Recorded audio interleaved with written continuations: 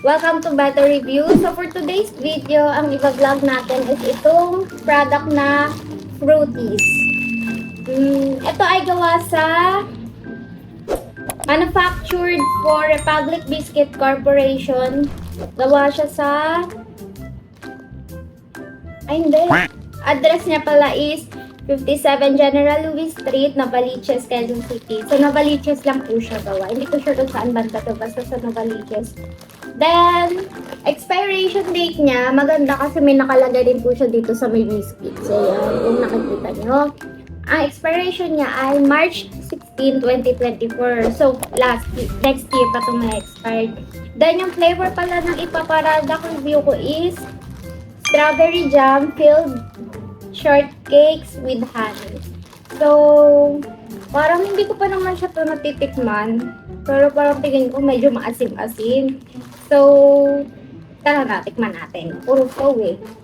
Ito siya guys, bubuksan ko na and then titikman ko kung magugustuhan ko. Kaya ito na siya. Ay, maganda nga may tatlong dot siya sa loob.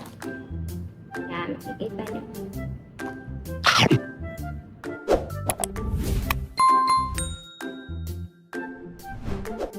Parang hindi ko siya gusto.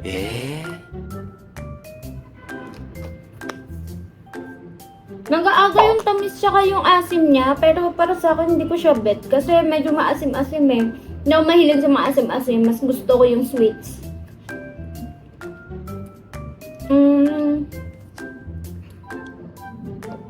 Pag kinakain mo kasi natitira yung asim niya sa dulo yung lasa. So, i-rate ko to guys. 1 out of 10 is 5.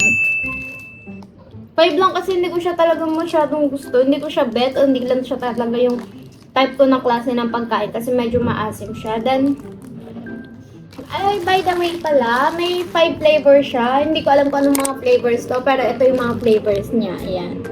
Mabibili nyo rin pala to sa mga sari-sari store. Meron na ito.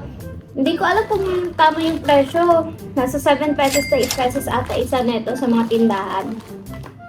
Isa rin kasi ito sa mga nanay na pinapabaon nila sa mga kids nila. Especially nowadays, sa mga kinder, ganun. Pinapabaon nila to.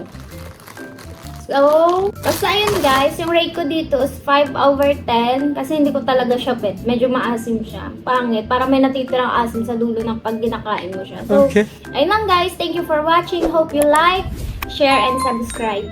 Thank you! Bye-bye!